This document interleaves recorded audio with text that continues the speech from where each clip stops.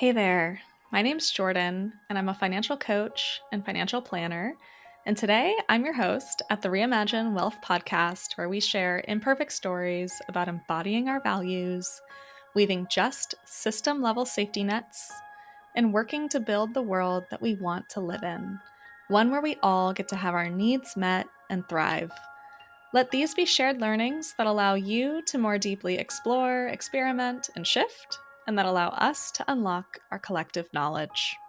This show is ad-free and available to everyone, and it wouldn't be possible without your love and support. So if you like what you're listening to, please like, review, subscribe, and share the show with those in your community. If you're able, please support my work to produce the show by becoming a paid member of my Substack, which starts at $6 a month. Link to that and more is in the show notes. Thank you so much for listening. And now let's get into the show. In this episode, you are going to hear from Angelina Alanis, who uses she and they pronouns and is a community organizer and communications coordinator for the Festival Beach Food Forest, which is located on Sana, Comanche, Lipanapatchi, Tanqua, Hamanos, and Incoahuiltican land in so-called Austin, Texas. The Food Forest is a grassroots pilot project that neighbors the Festival Beach Community Garden and the RBJ Residential Center in East Austin. It was originally 2/3 of an acre of city parkland that was transformed into an edible forest garden where visitors can openly forage and enjoy fresh food on the shores of Lady Bird Lake. You can find things like fruits, nuts, vegetables, herbs, medicinal plants, and more that flourish in this experimental pilot project that is reclaiming the public commons and decommodifying land. In the episode, Angelina talks a little bit more about the history of the food forest and how it came into being. But before, it was a commercial fishery area.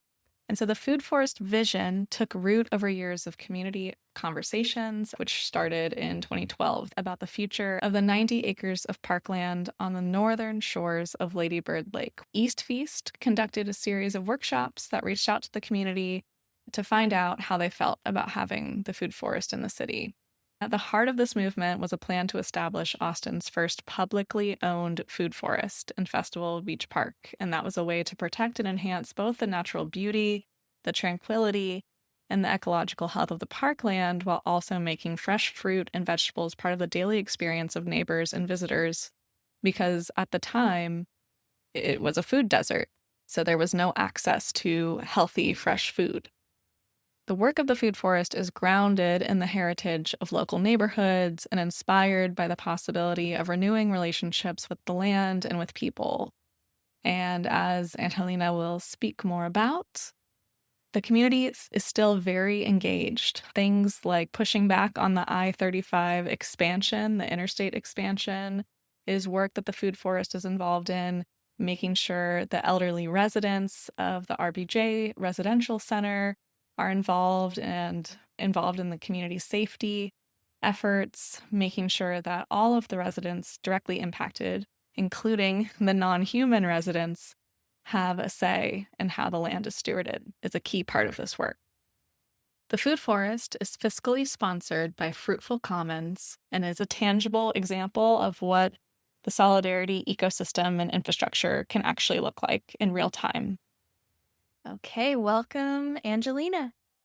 Usually for guests on the show, I have them share their money story, but since you're here representing the Festival Beach Food Forest, I was hoping that you could share a little bit more of the story of how the food forest came into being and how you got involved with it as well. Yeah, the Festival Beach Food Forest is about 10 years old as far as plants in the ground. It was actually started, or the idea of it was started several years prior as part of a decades-long community organizing process to close down the Holly Power Plant and Fish Hatchery, the commercial fishing plant that had been in that part of East Austin prior. So after quite an arduous process with several community groups working together to get the city to close down both of those, at the fall of that, there was this time to start to vision what the parkland would turn into. And a part of that was a small food forest. Do you mind also sharing a little of the history that came before getting to that, like all of the organizing around the Holly power plants? Yeah. The major group, it was a lot of poder and then just generational households, like East Austin households. The place was already used by a lot of folks because it was right along the lake bed for like the boat races were something that had been happening there for decades before the food forest came around. Fishing is really popular in that parts of the lake. And so there was already a culture within the community of using it as parkland and as a green space. And so this was just an effort to expand that and also to reclaim that as fully a green space and not a place for commercial fishing or power plants. And so, as far as the food forest, one particular organizer, Jody Lane, was somebody who'd been working with Poder for quite a while. And Suzanne Almanza and several other organizers were some of the ones to tell her that there had been the idea of a food forest circling for a while within their community groups, but they had been unsuccessful in getting the city on board. And they thought that since her group was primarily white, that maybe they'd be more successful. And so Jody Lane was one of the first to kind of approach the city and say, hey, there's enough support and momentum behind this to start this project here in East Austin. And so about 10 years ago in 2005 or 6, they planted the very first rounds of trees in the ground. And so that groundbreaking started the process of transforming what was a field of Bermuda grass and a few trees into more food forest. And so you can still see those original trees. It's an oak tree and then a couple pecan trees, 2 pecan trees that are in the original phase 1 of the food forest. And those pecan trees were actually also planted about 50 or so years ago by a community group in East Austin that had planted several dozen pecan trees along the riverbank and throughout East Austin. It's just to me so powerful to see all of the history leading up to it. I also appreciate that you lifted up the racial injustice that actually, through solidarity with Jody and the folks that she was involved with, were able to move this along because of the white privilege that she held. So I'm curious when it comes to the evolution of the food forest, and I'm going to ask you more about that in just a minute. But where do you see racial injustice still coming into play? And maybe for the folks who are outside of Austin that listen to this show, could you share a little bit about the larger theme of racial injustice within Austin, particularly in East Austin with the 1920 master plan? Mm-hmm. Yes. So the 1920 master plan was Austin officially codifying red lines and segregation into their city plan. And so it made it so that if you were a brown or black person in Austin who wanted access to city amenities like electricity, water, and healthcare, you had to live on the east side of 35 and then a few other zones throughout the city. And that really reinforced which parts of the city started to receive the most investment in terms of amenities, healthcare, grocery, access to food, and then access to green spaces. And so I-35 is one of the most visible, persistent red lines that we have in the city. And so that's something that's really important and impactful about the food forest is its location physically in Austin. So we're right next to I-35. One of our borders on the west is I-35, and then our southern border is Lady Bird Lake. And so we're right at the corner of downtown. So we're in a part of Austin that's experiencing really intense growth. And then we're also in a part of Austin that has historically not been invested in terms of green space and access to healthcare and food. And so the food forest is touching all 3 of those. We're providing access to medicine or providing access to food. And we're also regenerating agriculture and creating more biodiversity and green canopy in a part of Austin that desperately needs it. We have in the country the largest income disparities by zip codes of any major city throughout the US. So the legacy of the plan that was implemented by the all-white, all-male city council is still very strong, and we're feeling the effects still today. And so it's really important that we continue to invest in places like the food forest, which are attempting to right some of those historical wrongs. And it's a constant struggle, right? Where they're reinvesting in I-35, they're expanding that legacy. So there's things every day that remind us of it. But we also like to say that if we can do it here, we can do it anywhere. And it is really amazing to be standing in such a densely biodiverse place and then also take 20 steps to the left and be able to see I-35. And it also is really impressive to see the kinds of biodiversity that we can create over 10 years. The first bolt was removed from the power plant in 2011. And so to think about the progress from then to now and how dense the food forest is, it's really quite amazing the strength of that ecosystem when it's planted and cultivated in that kind of careful way. Another key part of the food forest is its relationship with the Ladybird and the Rebecca Baines Johnson Center, which is a low-income senior residency that's right at the eastern border of the food forest. And so that's one of our key constituencies and one of the groups of people that we hope to invite and welcome in through our programming and make sure that their input is valued in the kinds of things that they see in the food forest. And one of their community members, her name is Farah. She passed away a couple years ago, but she started a food pantry inside of the Rebecca Baines Johnson Center.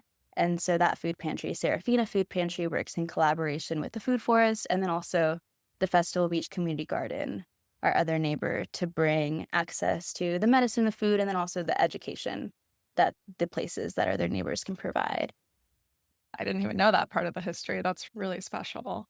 A lot of what you're talking about makes me think of two things, really. Like, one is that the food forest really came out of something that was rooted in systemic oppression with the mass displacement and gentrification that continues to this day in Austin. And then also, I've been getting a lot of inspiration from nature and trying to bring that into like nature as inspiration for finance, which might sound really counterintuitive. But just like when I see trees whose roots are like breaking up this like big cement and pavement, I think of the food forest in the same way. It's like breaking up this big status quo, and it's this disruption that has the possibility to grow into something new and something different and transformative. So I just really appreciate all of that. One thing I forgot to ask you right before we got started, for someone who's never heard of a food forest, how would you describe that to them?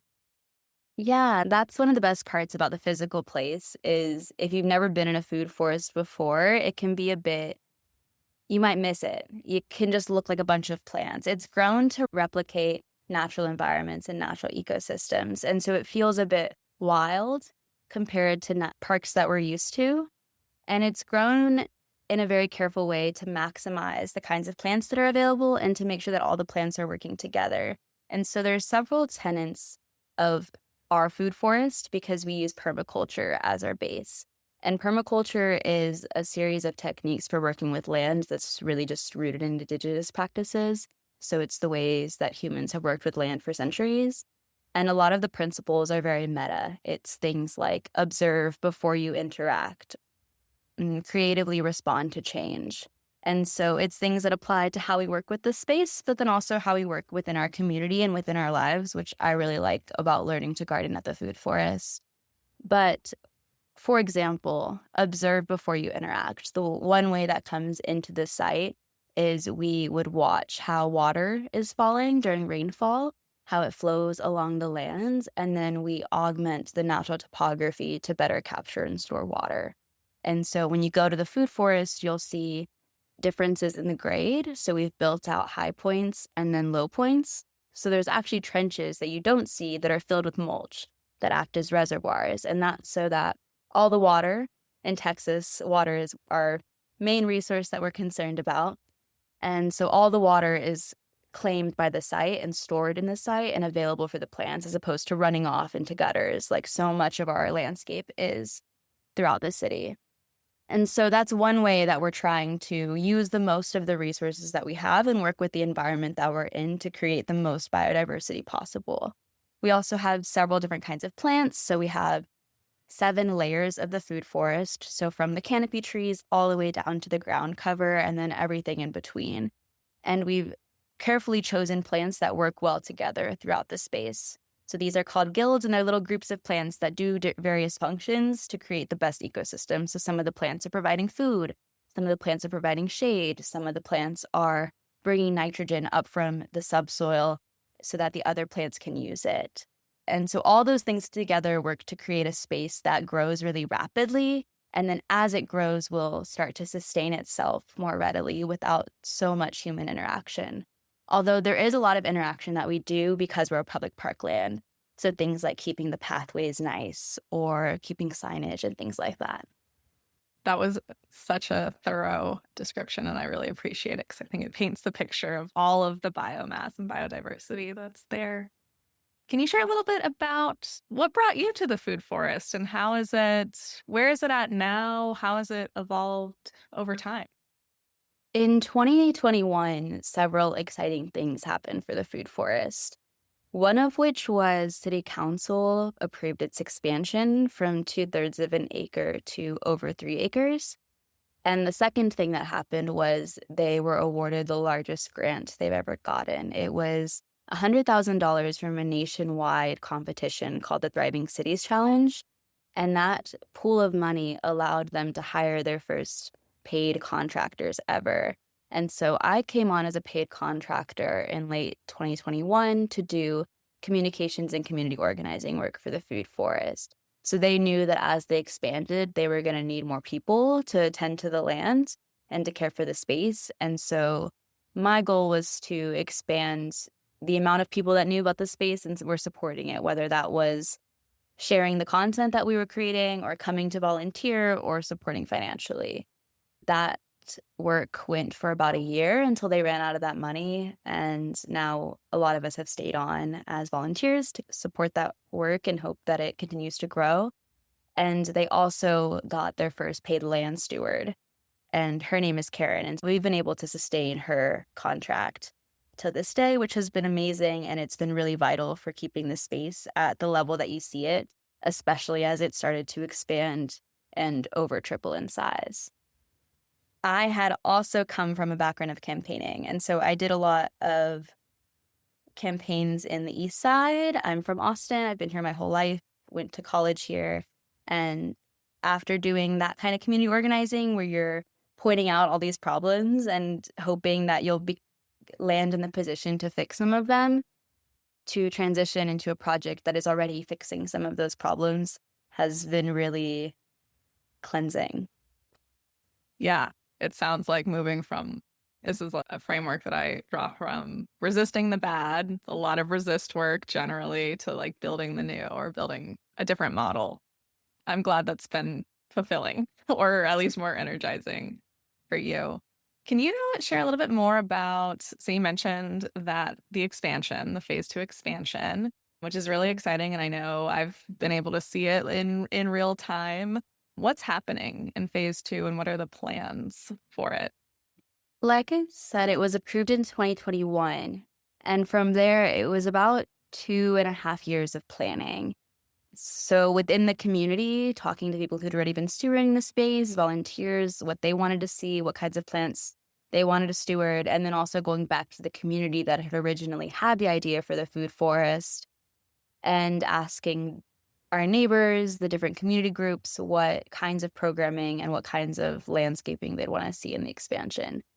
And from there, we arrived at a plan in the beginning of last year and started to move through the process of getting that plan approved by the city. And that's called a PIMA agreement, a Parks Improvement and Maintenance Agreement. And that's something that we can create with the city so that they've approved our plan. And after that, we don't have to keep asking them permission for every single thing. And it's actually one of the first of its kind. It's very rare to have food forests on public parkland. We hadn't seen an agreement like this created yet. And so we're really hopeful that us doing this work, which has been 12 versions of a 50+ page document full of legalese that no community group is ever going to want to read, we're hopeful that this kind of groundwork will be the foundation for other projects hoping to do the similar thing. And they won't have to repeat that process. And this will serve as a model for how to do food forests and community agriculture on public parkland in this way. So that's something that's been really exciting, but really difficult. And we were super happy that in June of last year, we were finally able to break ground on some of our earthworks. So that's the trenches and the mounds that I talked about earlier to help reclaim more water on the site. And then we planted the very first round of trees in phase two, 100 or so trees in partnership with tree folks in October and November of last year, so last fall. And now we're in the process of raising additional money to start to do more of the planting, the guild work, the companion plants for all of those trees. And then we also have plans for a community kitchen and a hub on site. And so that's something that we're currently working on finalizing the design for. And we're hoping to start that process at the end of this year or next year in terms of laying the foundation and getting the bones of a structure that we hope will one day serve as an open community kitchen, workspace, and educational space for us and other community groups to use. Because, like I said, this kind of community agriculture is relatively new, and a lot of folks have lost connection with the knowledge of the plants around them and how to harvest them and how to use them in their lives. And that's a large piece of the work, is providing that education so that when folks come to the food forest, they know how to use and interact with the space and how to reap all those benefits. And then also so that we could start to do some of that legwork ourselves, because not everybody has the time, the leisure time to come out and harvest from this space, but they would still like to have that kind of plant medicine in their lives. And so how can we take out some of that barrier and make the harvest more accessible to more people? And so we're hopeful that that community kitchen could be a hub for that kind of work. I'm so excited to see it come together. I went to the food forest, I think last weekend, just with my partner while we were on a walk, and I saw the blackberries are almost ready. The peaches are coming through. I can't wait for the figs to be ready. And I really see the food forest as a tangible living example of what a regional solidarity economy ecosystem can look like. And it also provides infrastructure for so much more community gathering space. I went to the clothing swap that happened a couple weeks ago. So it really is not only providing all of the benefits that you just talked about, but also creating a commons for people to gather and be together and expand on solidarity economy work. So can you share a little bit more about how you see the food forest being connected to conditions that foster self-determination and collective liberation? I think the thing that I'd want to talk about first is the idea of the commons. People are really often introduced to the idea of the tragedy of the commons, where if you give community access to the space, their instinct will be to degrade the space. And I think the food forest is a living example of how that's not true. When given access and the permission to reclaim their land and to steward their community space how they saw fit, it turned into something that was way more beneficial to the land and the people that were coming to it. And so that's something that's really exciting to disprove that thesis. Another key piece of the food forest is providing the free access to land. So much of Austin is renters, and with the way that the market goes, you might not be able to stay in place and have access to land that you can consistently steward and harvest and come back to. And that was done intentionally, right? Part of the 1928 plan was to specifically create plots of land that would outprice certain communities from being able to purchase them. There's such random, not round numbers that that's the only plausible explanation for landing on them. And so it's very overt that this was done intentionally. And so to give that back to community, that this is your land, you can choose to steward it with the kinds of things that are culturally relevant to you, is really important. And it's also something that we're constantly struggling with keeping sustainable. Like, how do we mix in community stewardship with some paid contractors, with paid land stewards, because we know that we need them? And how do we start to embody that library economy where it's implied that there are folks that are going to be paid more to do deeper stewardship, and yet there's still that large community support for keeping the space functioning and beautiful? And one of the key tools we've been able to use to work through some of those challenges has been sociocracy. And that's something that I've personally loved to experience. And I've tried to bleed it into as many other organizing and meeting spaces as I possibly can, because the model is to empower all people to feel like their voice is important and heard.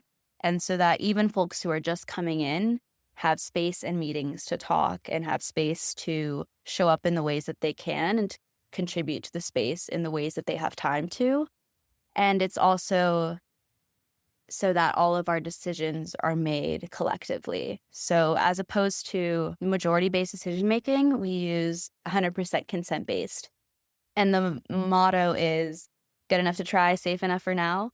So whenever we try to come to decisions as a group, we're never trying to come to the thing that feels 100% perfect for everybody because you would never get there, but to at least arrive at something that feels good enough for now, safe enough to try for everybody who's a part of the decision. And so those kinds of best practices and conversations around challenges or difficulties that we're having have been some of the best community work that I've ever done, really seeing how open everybody is to expressing themselves, but also like changing their mind when presented with new information and compromising. And also that practice of making sure that everybody feels like they're given space to talk has been really cool to see in practice with literally creating a public park in Austin, Texas, one of the biggest cities in the country. So I've loved watching it evolve since I started the Food Forest. We've really expanded our governance. We had about 5, 6 teams, and through our expansion, we've got around 12 or 16 or so now of different folks working together to govern different pieces of the Food Forest, whether that's our fundraising or our grant management or selecting the plants for the expansion. Yes. And actually, the Food Forest is my first time. Like, actually, I had read up on sociocracy with, for folks listening who aren't familiar with it. It's a framework that not just the Food Forest, but many other organizations that want to embody deep democratic decision making and ways of being and really challenge hierarchy have implemented to do that very thing. And I was like, wow. It was also really cool to see that each person actually gets to have input, to see how decisions are made collectively with consensus rather than just like Robert's rules or like weird majority vote. It's like ensuring that the minority voice still also has a say. Would you be open to just sharing like an actual, because I think it's one thing to talk about, but then to like actually tangibly understand an example of what that can look like? Is there like a recent decision that was made through sociocracy that you could share more about? One, I can speak to a poor example. One example of us using sociocracy poorly was trying to build a new shed. And that was us not following that good enough to try, safe enough for now model, where it took us about 18 months to land on like a consent, 100% consent around a shed design. And so it was this saga of the shed that almost is like comical in our lore now, where like when we look at the shed, we just kind of think about how long it took us to get there. So that is an example of us learning. And I think that the next time we try to build some semi-permanent infrastructure, hopefully it won't take as long because we'll remember this process and try to better embody at least good enough for now, safe enough to try.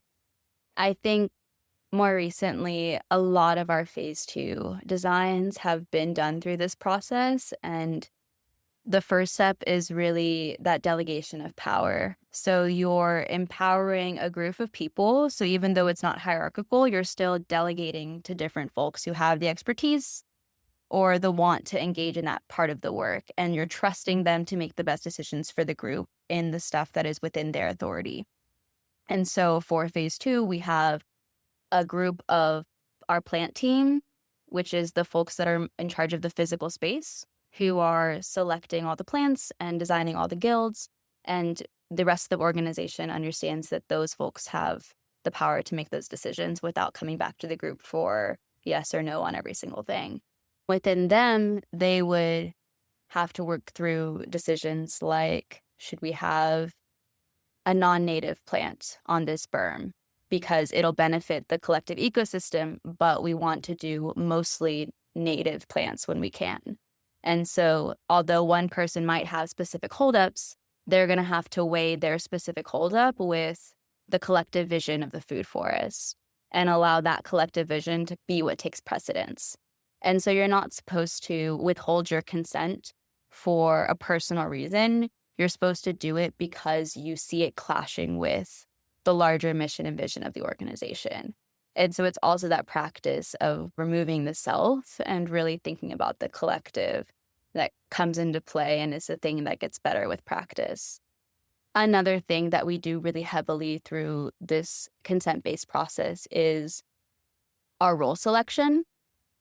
I just went through this in the circles that I'm a part of, which are the People Circle, which does things like volunteer coordination and events, and the Prosper Circle, which manages all the money. And so we as a group elect our coordinator and our delegate. And so we go through a round where everybody is invited to give their nominations and speak to why. And we do that a couple times until we've arrived at a decision. And that's to decide who will set the agenda and who will set the aims, the main priorities for the circle throughout the year and be the steering member of that committee. And then the delegate would be the person who would go to the other parts of the food forest and communicate what we're doing or ask for input when we need it. So if someone's on the grant circle, the delegate would go to the plant circle and ask what kinds of plants they want us to fund, right? And so that's another part of the process that's done through that kind of consent-based process is choosing the leadership and the spokespeople and the coordinators for the food forest. Thank you for going into detail because I think it's really powerful to see other models of different ways of being that actually honor our dignity, our humanity, and that we all have value to contribute. Really appreciate you sharing more about the governance and the structure. And I also know that in any work, right, it's never perfect. There's always conflict, there's always tension, there's always things that we want to achieve that maybe result in contradictions or compromises. Not saying any of that's necessarily true for the food forest, but I really believe in being honest about like what's also true in terms of challenges. So what challenges exist when it comes to the food forest, both externally, external forces? I know you touched on like philanthropy and funding and the loss of funding, and internally as much as you feel like sharing. Because of where we are, we face a very specific challenge. We are in the urban core of a rapidly growing city, and that means that there's wide diversity in the kinds of people that are coming through the space. We have our elderly neighbors that live in the low-income disabled senior residencies, so they have specific concerns around accessibility and lighting and safety. And then we have folks who live in the food forest because we have a housing crisis in the city. And it's a really nice place to sleep because it's got dense tree canopy, it has various edible plants, and it feels safe. And we are often providing food and amenities. And so it's a really attractive place to come if you're in need. And we also have all the workers and tourists and shoppers that are walking through that area because it's a really popular part of the city. And so how do we balance all of those different stakeholders and make sure that the food forest feels safe and accessible to every single person that wants to come? So that's one of our key challenges constantly.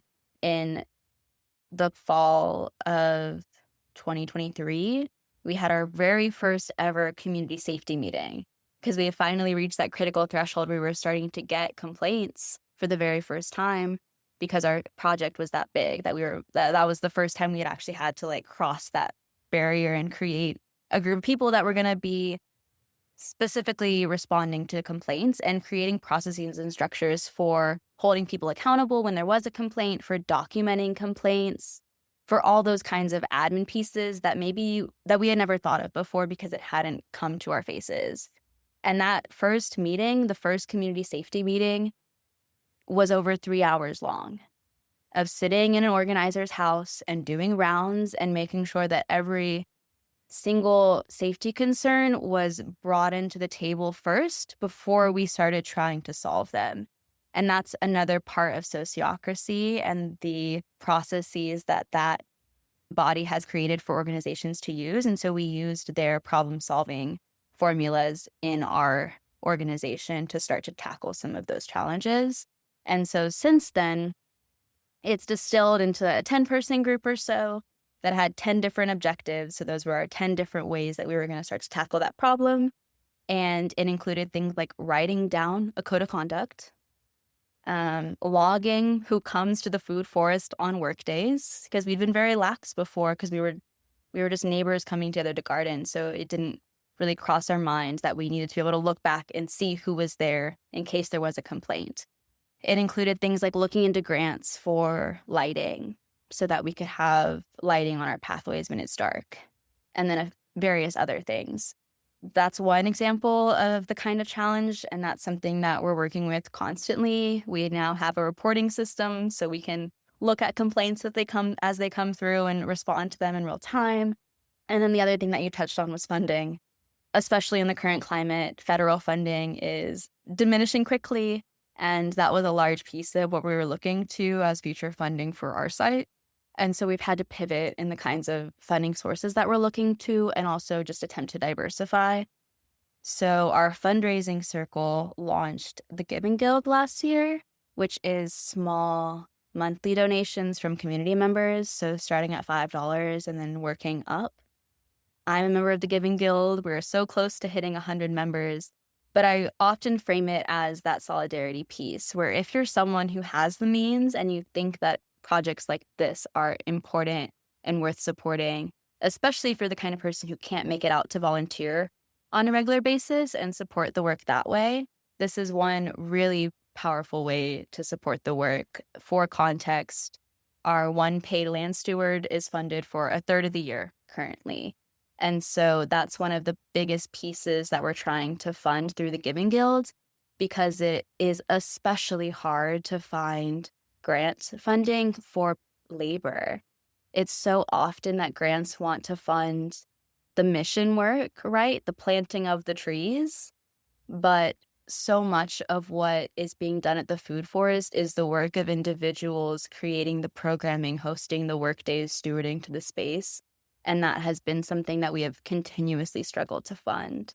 So that's something that we are hoping that as we slowly develop more individual donors, we're working on corporate sponsorship programs so that some of the businesses that want to support our work can more readily plug in, and just other unique ways that we can use the community around us to support the space. For example, we just learned that there's a community group that wants to host a block party and they want to pay us a fee to come bring in community programming for a day.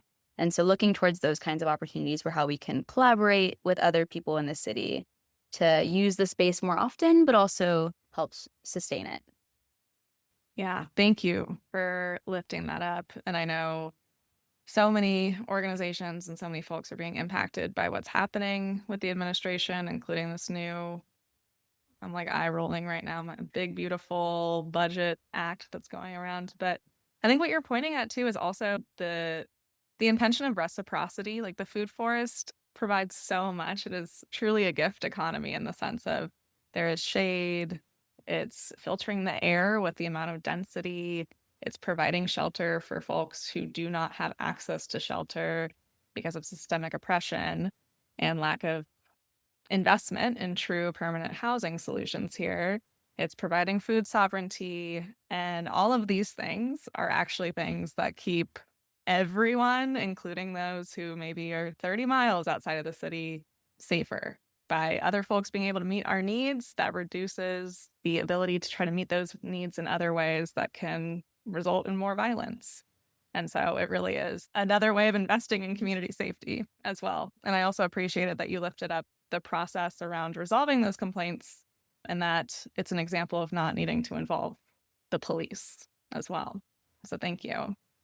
There are folks that are funders that listen to this. Is there anything that you would want funders specifically to know or hear, or just like being on the direct impact side of philanthropy? What would you want funders to hear or know about? Well, first, come visit if you can. We're a really site-based project, and so seeing it will really change your perception of it. And so if you can come visit the food forest, please do.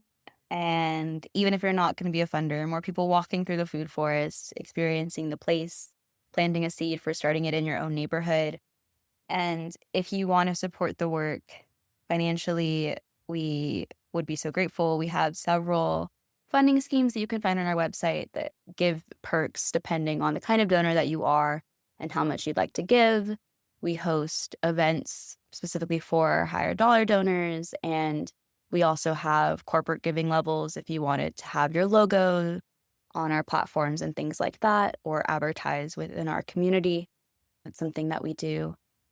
And come to an event. We do donation-based events all month. We do yoga every single week, and we do plant walks on the first Saturday of every month. That's a great introduction to the space, especially if you're newer to herbalism and foraging and permaculture. If you're someone who would walk into the food forest and not know where to start, that's the event for you. And also, if you're someone who is into herbalism and permaculture and wants a free lesson from an expert, that's also what it is. I've gone to the plant walks every single month for years, and I learn something new every time. The breadth of knowledge that you're given access to is amazing.